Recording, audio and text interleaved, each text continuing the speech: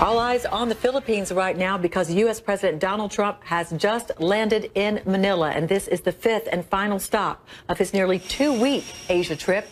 While there, he will attend summits with Southeast Asian and East Asian leaders and meet with Philippine President Rodrigo Duterte. Some headlines, though, made from earlier in Hanoi. Mr. Trump said that he wants to move on with talks from the Russian election meddling. Wants to move on from that.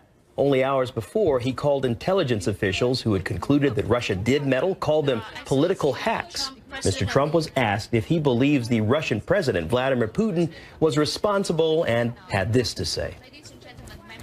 I believe that he feels that he and Russia did not meddle in the election. As to whether I believe it or not, I'm with our agencies, especially as currently constituted with their leadership. I believe in our intel agencies, our intelligence agencies. I've worked with them very strongly. I want to be able, because I think it's very important, to get along with Russia, to get along with China, to get along with Vietnam, to get along with lots of countries, because we have a lot of things we have to solve. And frankly, Russia and China in particular can help us with the North Korea problem, which is one of our truly great problems.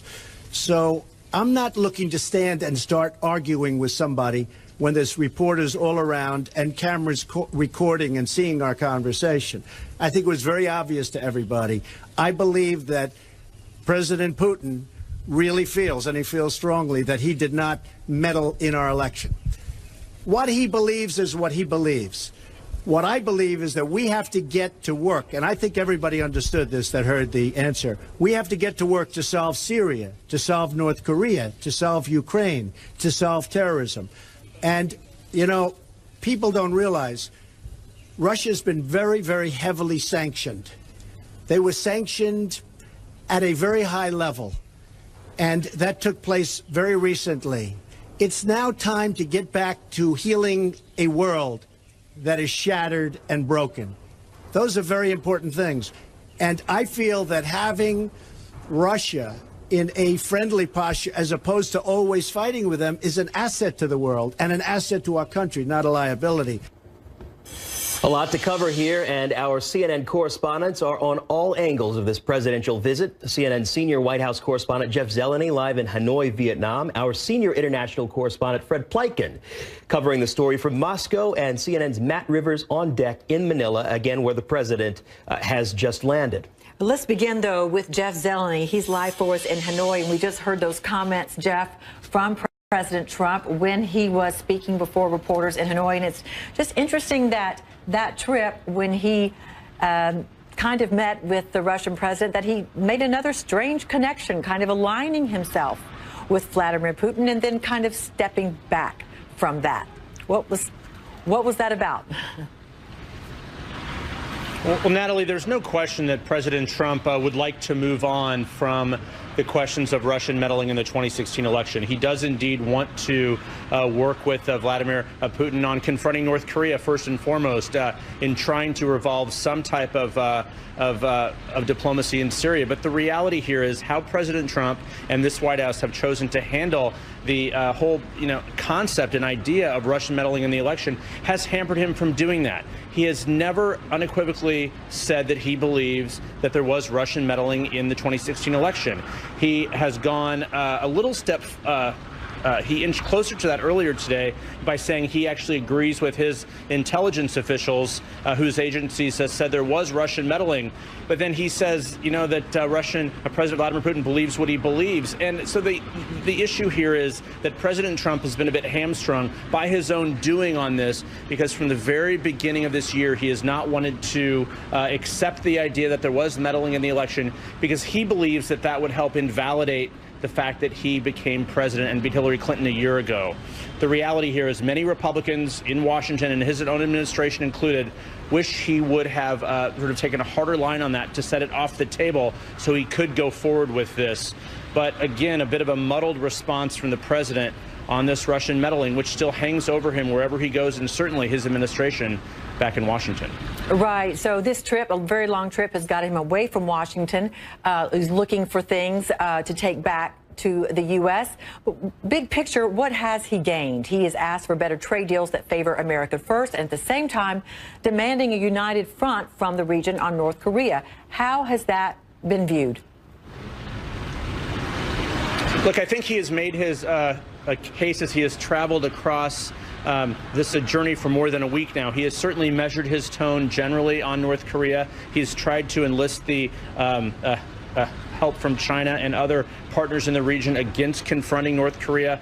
He's strengthened his relationship with leaders in this region, no question. But at the end of the day, what he has gotten out of it, I'm not sure we know the answer to that yet. In many respects, he's been flattered along the way. World leaders here are taking cues from other world leaders, and they are definitely, warming him up and flattering him. We saw that in China more than anything else.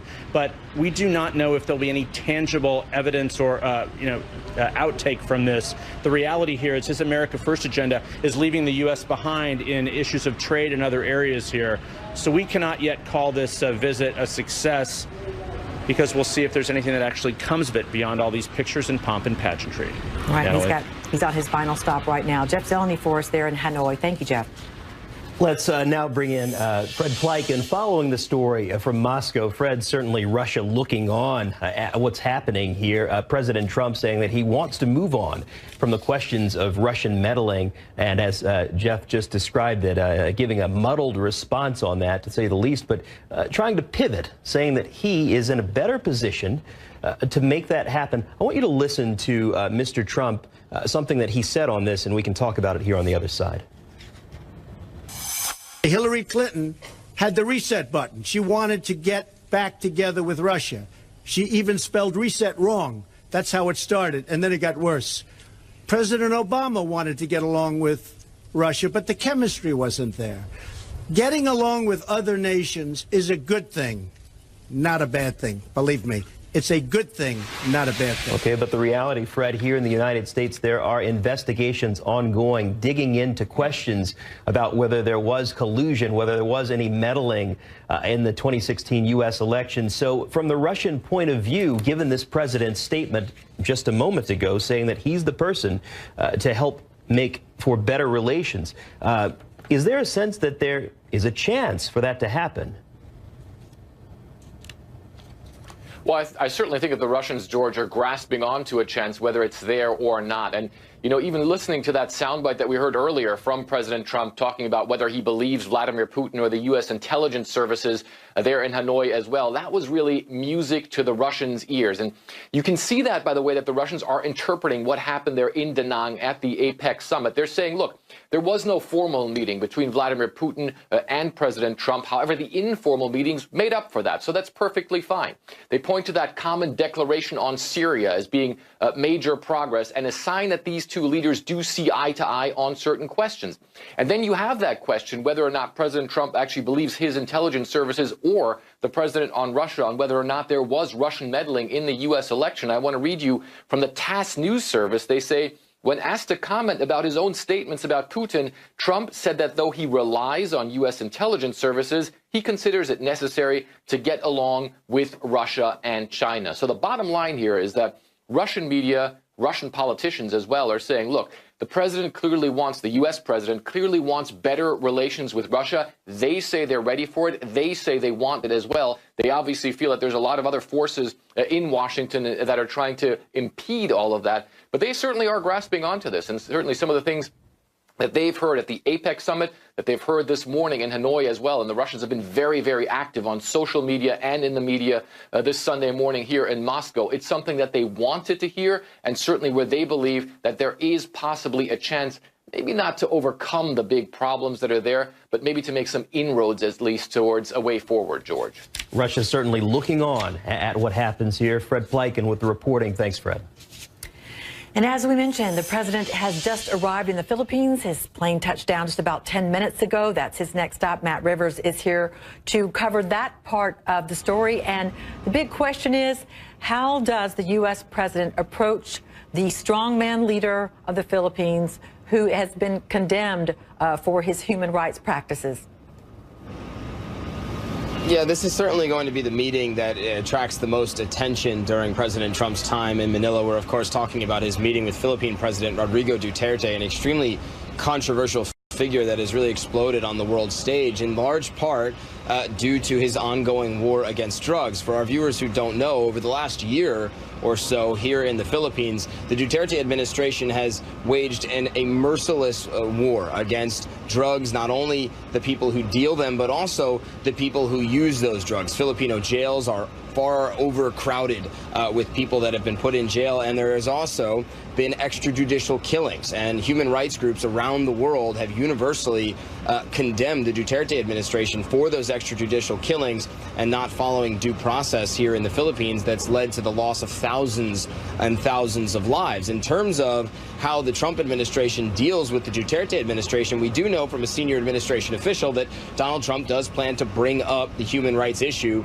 with President Duterte. But on the flip side of that, we're also hearing from the White House that both men enjoy a warm rapport. And so how does that affect the overall relationship? President Duterte has even said himself that President Trump has praised him for his fight against drugs. And so the big concern here from human rights groups is that if the President of the United States does not strongly condemn or even bring up this issue with the President of the Philippines, then that in essence gives the President of the Philippines a pass to continue to do what he's doing. We know the President of the Philippines is extremely sensitive to people bringing up this controversy, criticizing him. So will President Trump do that? The White House says he will, but how strongly he will do that and take on the Duterte administration remains to be seen.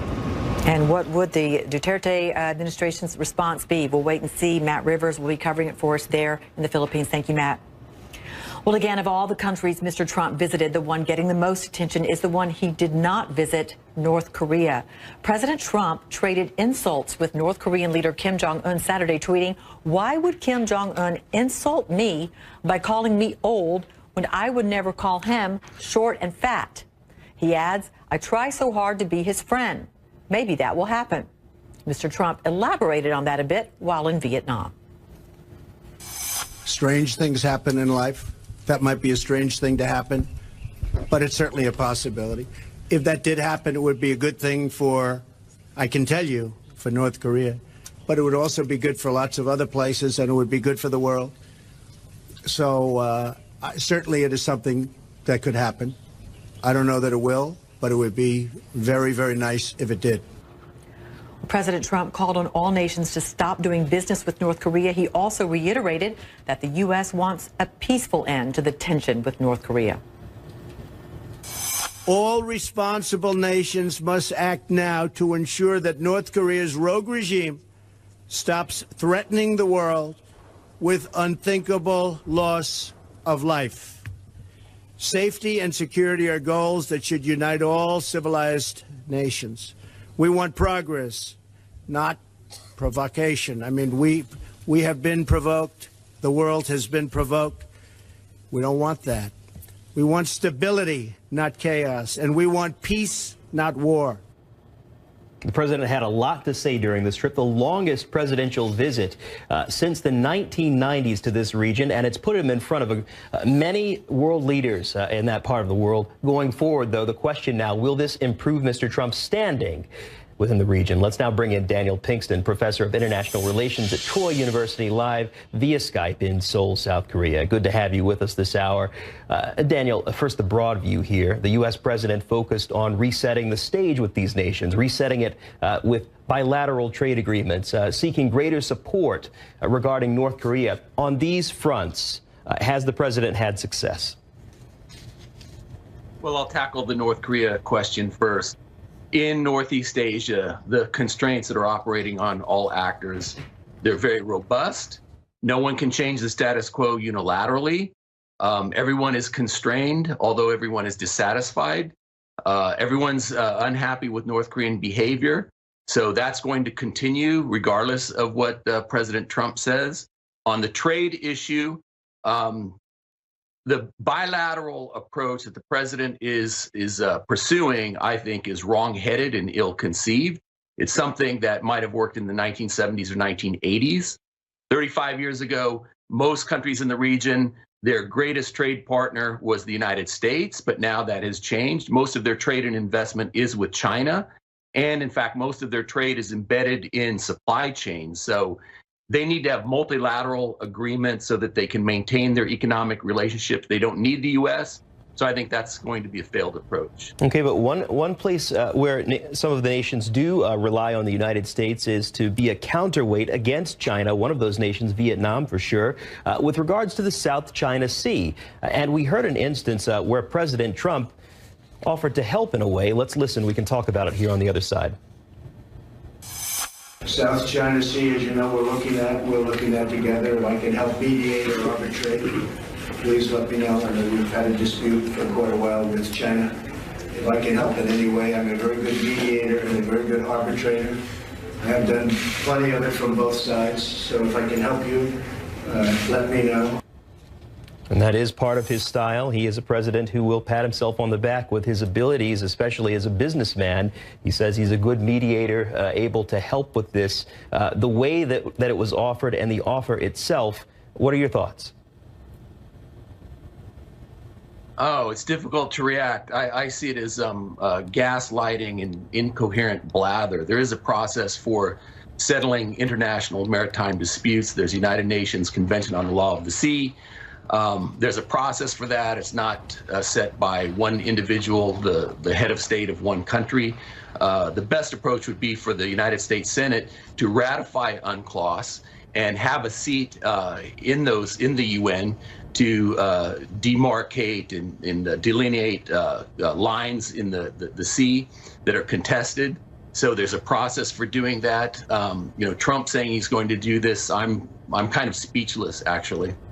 Let me ask you, though, from the perspective of many voters here in the United States who elected President Trump to do just that, to take a different approach, which we've seen here on the U.S. stage when it comes to politics, and now seeing President Trump make an offer that did seem out of the norms for what we've seen from predecessors.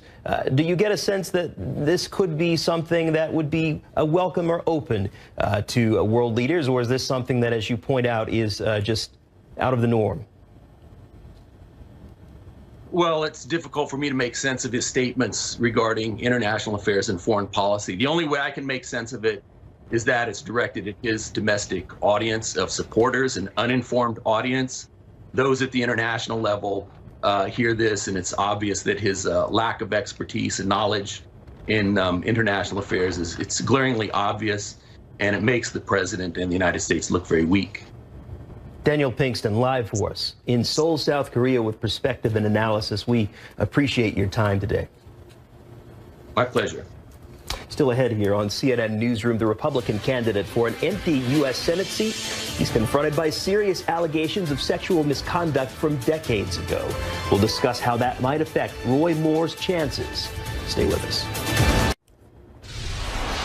Welcome back. The church where a man carried out the deadliest mass shooting ever in Texas will reopen as a memorial on Sunday. The First Baptist Church of Sutherland Springs is thanking volunteers and donors for helping restore the sanctuary there. 25 people and an unborn child were shot to death a week ago. In the meantime, the ex-wife of the suspected shooter says he constantly threatened her and that she lived in fear.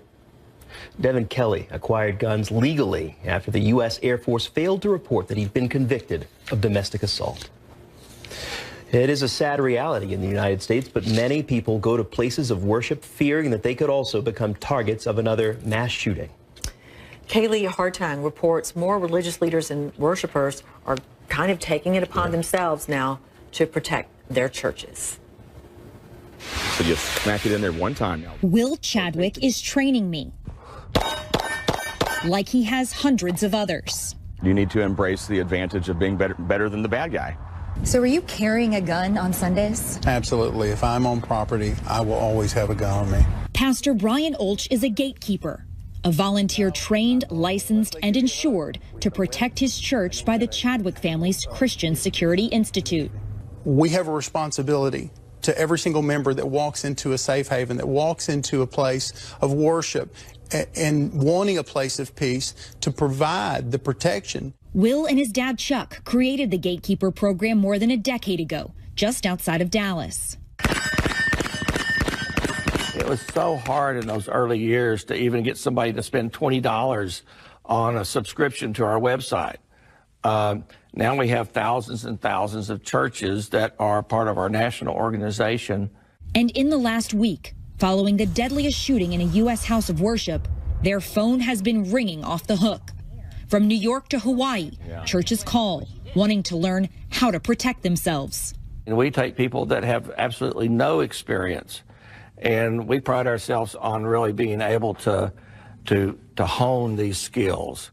In a 6-day course, they say volunteers are taught defensive tactics modeled around professional security and law enforcement standards, but tailored to challenges a church ministry could face, like how to interact with an unruly parishioner. And take that in, okay? And how to use a gun against an active shooter. Being able to place your mind in there and see how you're going to react is important. There's a psychological evaluation and a background check, too. Pastor Olch, like many other gatekeepers, didn't have any prior security training. 7 years ago, his church in Denison, Texas, discussed hiring a private security company, but they needed more. When you look at the outside private security sector, they have dynamic resources, but they don't know your congregation. They don't know the heartbeat of your ministry. But when you look at bringing your volunteers through, they not only know your campus, know your community, know your members, they can identify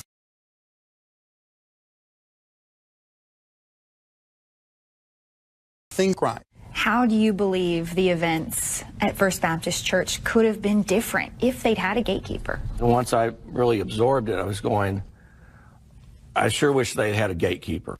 Kaylee Hartung, CNN, Dallas, Texas. Well, the Alabama Republican running to fill the U.S. Senate seat of Jeff Sessions has hit a major stumbling block over allegations of sexual misconduct from decades ago. On Saturday, Judge Roy Moore publicly spoke to supporters about the disturbing accusations against him. Here's what he had to say. The Washington Post published yet another attack on my character and reputation in a desperate attempt to stop my political campaign for the United States Senate. These attacks involve a minor, and they are completely false and untrue. My opponent is 11 points behind. That came out just days before this article came out. They're desperate. This article is a prime example of fake news. We do not intend to let the Democrats or the established Republicans or anybody else behind this story stop this campaign. Smear campaign or not? Or was it women finally saying what they know about this man? We'll have the developments in the story coming up for you right after this.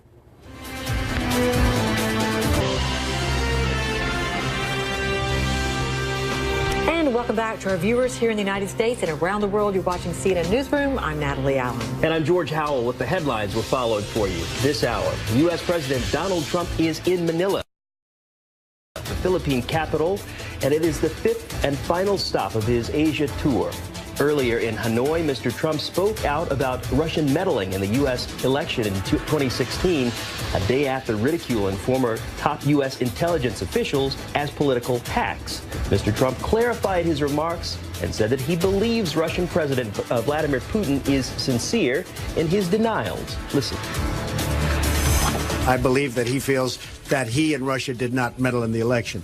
As to whether I believe it or not, I'm with our agencies, especially as currently constituted with their leadership. I believe in our intel agencies, our intelligence agencies. I've worked with them very strongly. There weren't 17, as was previously reported. There were actually 4. But they were saying there were 17. There were actually 4. But as currently led by fine people, I believe very much in our intelligence agencies. After trading insults on Twitter, President Trump spoke out on North Korea while in Vietnam. Mr. Trump said a relationship with North Korea's leader, Kim Jong-un, would be a positive thing. However, he says the North's provocations stand in the way of that happening. Mass graves have been discovered in Kirkuk province. They contain the remains of at least 400 civilians believed executed by ISIS. The governor of Kirkuk is calling on Iraqi government and the UN Commission of Human Rights to conduct DNA tests to identify the victims.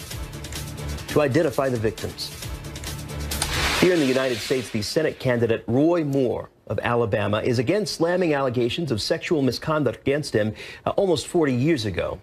The Republican judge calls it a desperate attempt to stop the campaign.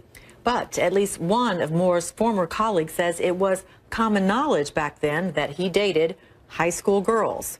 We get the latest from CNN's Alex Marquardt in Alabama. Roy Moore has come out swinging in his first set of public remarks since these allegations were made, striking a defiant tone, issuing a full-throated rejection of these allegations, saying that they are completely untrue, that there was never any sort of sexual misconduct. He says it is completely unbelievable that they're coming out now just a few weeks before this special election and almost 40 years after the fact. Take a listen. I've been investigated more than any other person in this country. To think that grown women would wait 40 years to come right before an election to bring charges is absolutely unbelievable. Why now? That is the refrain, the question that we keep hearing from the candidate, the campaign, and his many supporters. Is this part of a smear campaign by these women just a few weeks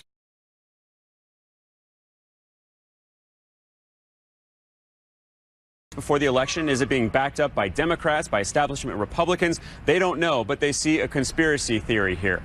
They say they don't see any proof, and until they do, they want Moore to stay in this race, and they believe that he can win. Now, we have been digging more into his past and speaking with people who knew Judge Roy Moore around this era, specifically one woman, Teresa Jones, who worked alongside Roy Moore in the late 70s and early 80s when he was a young assistant district attorney. She was a deputy district attorney, and she tells CNN today it was common knowledge that Roy dated high school girls. Everyone we knew thought it was weird. We wondered why someone his age would hang out at high school football games and at the mall, but you really wouldn't say anything to someone like that. Common knowledge, meaning that other people knew, and if they come forward, this could pose a huge problem for the Moore campaign. Back to you. That election in 1 month. For analysis of the political impact from the allegations against Moore, we're joined by Brian Klass, a fellow in comparative politics at the London School of Economics and the author of The Despot's Accomplice. Brian, thanks for being with us. Thanks for having me. Let's first start with this judge. Judge Moore goes back decades in controversial rulings. As a judge on gays, for example, he has said their lifestyle is criminal, and he's implied that gay people are child predators, and now he's accused of being a child predator and has no plans to quit in his pursuit to be a U.S. senator, defying calls from Washington Republicans for him to bow out. How might this end? Well, Roy Moore is unfit to be a U.S. senator. That's obviously clear. It was clear before these allegations came out as well. He called to criminalize homosexuality. He also talked about how Muslims should not be allowed to serve in Congress, which is antithetical to what the country is founded on, religious freedom. And so, you know, this is obviously a huge disaster for the Republican Party. It shows the intellectual and moral rot at the core of Trump's Republican Party, and it's a liability for them because if he loses, it will mean that the Democrats pick up a seat in a place that should be a safe seat for the Republicans. If he wins, it could signal a much more aggressive backlash against the Republicans in 2018 in the midterm elections. Right. Alabama is the most conservative state in the country. Democrats don't find victory there. But is Moore's thumbing his nose at Washington here another sign, Brian, of the erosion of powerful Washington-based institutions? Well, it's the erosion of trust in institutions, and it's the toxic pull of polarization. Because the idea that people just simply do not believe newspaper reports and they just trust their instinct or who they like based on partisan motivation is something that's really damaging to American democracy. It's what's called motivated reasoning, where you simply fit the facts to fit your narrative. And in this situation, it's a very well-sourced, credible report by several women coming forward, and there's no reason to really doubt it. So I think in this instance, it's clear that he already was unfit. He is even more unfit after these allegations, and I hope that the voters of Alabama will not make this a partisan issue, but make this about basic human principles and reject Roy Moore at the ballot box. And we'll wait and see. So if Moore does get in, and Alabama, as we said, is very conservative, he may still win. Where does that lead Republicans? They desperately need the seat in the Senate, but many have indicated they don't want him to serve in the Senate. Well, there's two layers to this. One is the immediate political costs of this. So there's going to be a much harder push for things like tax reform, tax cuts. If you have a 51-49 margin for the Republicans in the Senate as opposed to 52-48, it makes the wiggle room that much closer. Beyond that, though, this is just a stunning turn of events of an awful week for the Republican Party. On Tuesday, there was a mass repudiation of Trumpism at the ballot box as Democrats swept most races.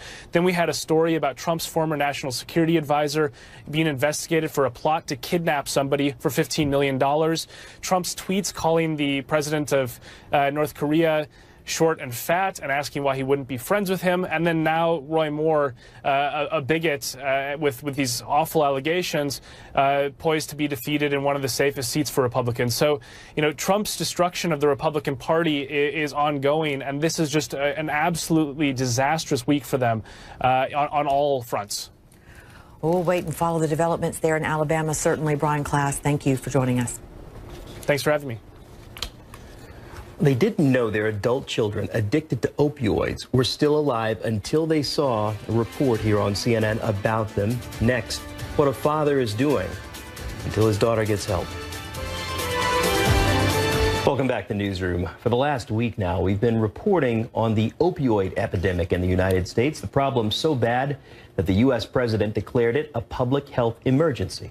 Had he declared it a national emergency, it would have made more funds available. But we're tracking this stain that's come to the United States. CNN's Gary Tuckman went back to Boston to follow up with two heroin addicts he met on the streets. Last time we saw Billy Donovan, he was trying to find a vein for his needle. I'm a junkie. I've been shooting heroin for 16 years. I'm homeless. I live on the sidewalk. And this is my life. We met Megan DiGiacomo in the same neighborhood just south of downtown Boston. She's also a heroin addict. I lost the love of my life. We both overdosed, and when I woke up, he was dead. Are you afraid you're going to die from this? I know I'm going to die from this. Are you afraid you're going to die from this? Not really afraid, and honestly, sometimes it just seems easier. I'm never giving up on Megan. She won't die. She can't. This is Julie Chandler, Megan's mother. Until she saw our story, she didn't know where her daughter was. A daughter who she says was always a happy-go-lucky little girl. She didn't even know for sure if Megan was alive. Remarkably, the same goes for Billy. Until his mother also saw our story, she didn't know for sure where her son was. The little boy, she says, who was always kind and friendly, and she too feared the worst. If my son were to die, I mean, I just don't know how I would go on. Both Megan and Billy have gone through treatment many times, but they have always relapsed. Megan! 2 weeks after we first met, I went back to find Megan. It is nice to see you again. How are you? I'm good. And I found her dad, too. I'm Paul. Paul DiGiacomo, Megan's father, saw our story, located his daughter, and is now living on the streets with her, refusing to leave until she gets help. He brought Megan's dog along, too. I was like literally sleeping here, and I woke up to my dog licking my face, and I looked, my dad's like, all right, we're all moved in. I'm like, what are you doing here? He's like, I'm not leaving until you go get help or go to the hospital. My kids are everything to me. They really are. But is she breaking your heart? Of course she is. Of course she is. And for me, like, I feel all right with myself sleeping on the street, but like, I check on him 100 times during the night. And seeing him. Isn't that the irony, though? You're checking on him, but you're the one who really needs the help right now. That's why he's here. But that's how I am. I always take care of other people before I take care of myself. I told you that. You know, she wants to help others before she'll help herself. As Paul tries to convince his daughter to leave the streets and seek treatment, Billy's mother walks out of her house with some of her son's personal and sentimental belongings for a special delivery. Billy has decided to get treatment. Some of Billy's friends who saw our original story found Billy and convinced him to go to this detox center in Fall River, Massachusetts. Christina Barboza is making the delivery to her son at the facility. and hopes that this time treatment for Billy works. She had talked to him on the phone for the first time in many months the night before. What did you say to Billy when he called? I told him that I loved him. And he said, I know. And he said, I love you too. How'd that make you feel? Like I was dancing on top of the moon. Meanwhile, Megan remained on the street among the dozens of other heroin addicts in this neighborhood.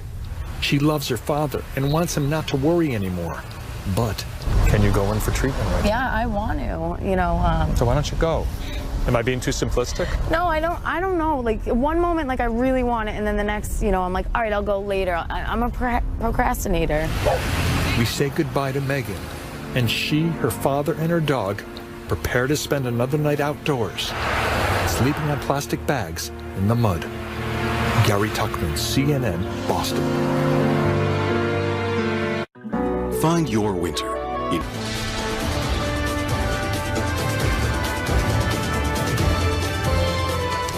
A dangerous situation that we're following in New Delhi. The air quality there has reached hazardous levels. In fact, breathing that air, it is the equivalent of smoking 44 cigarettes a day. Doctors are seeing a surge of patients with chest pains, breathlessness, and burning eyes. Yeah, the government is trying to tackle the pollution, but it has closed schools, it has suspended construction projects, and banned trucks from entering the city.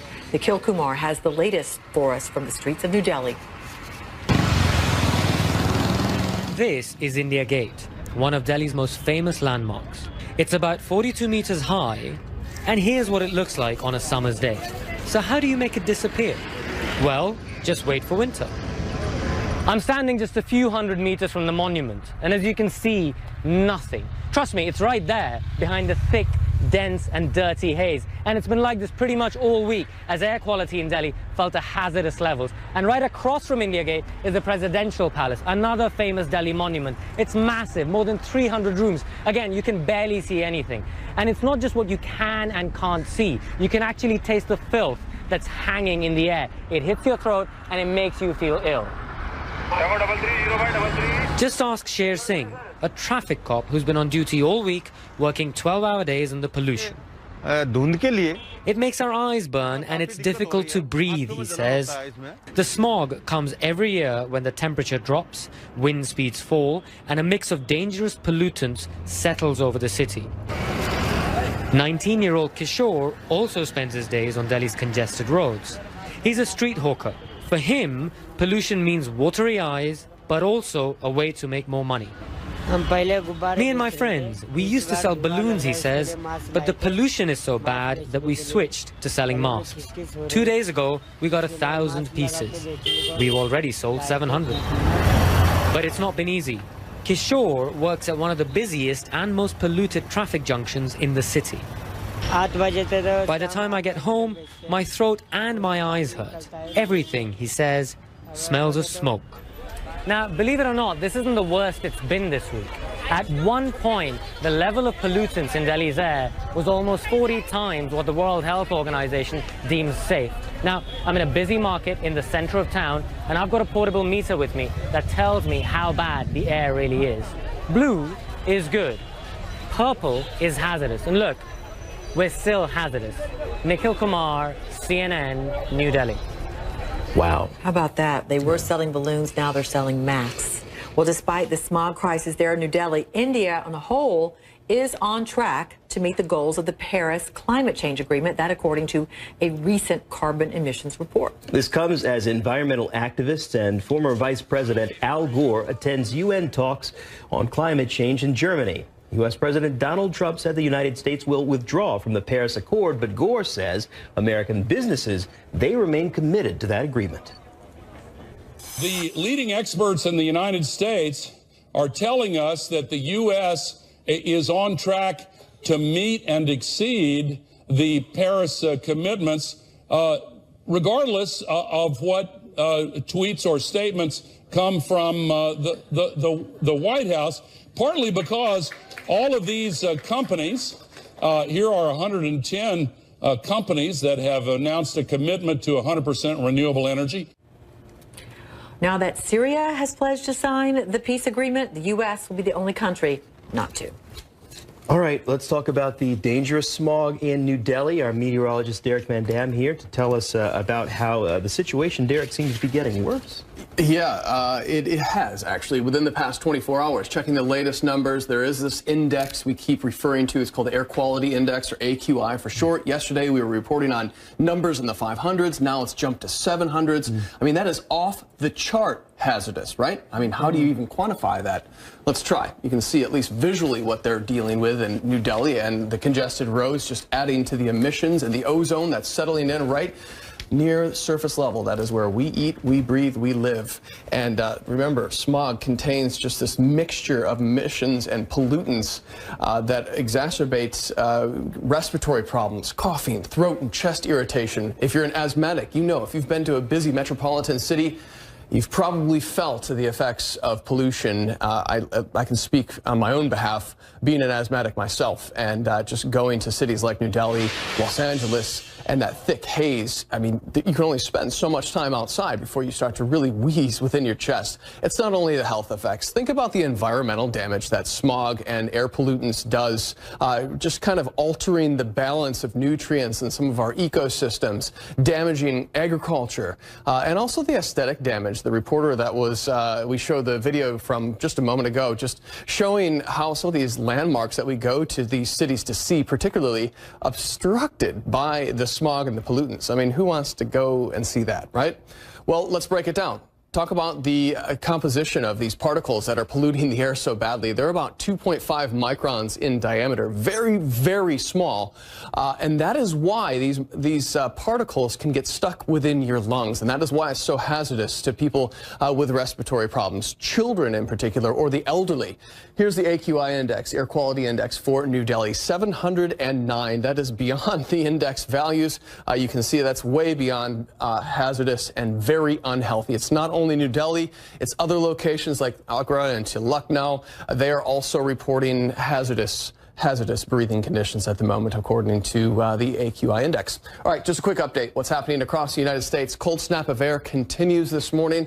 Yeah, you're waking up in New York with more record low temperatures. They had broken 2 morning record lows in a row for the Big Apple, and there are nearly 20 possible record lows this morning. So everyone feeling it, from Chicago to Detroit all the way to the Big Apple. Chances of snowflakes today, and it is only mid-November. All right.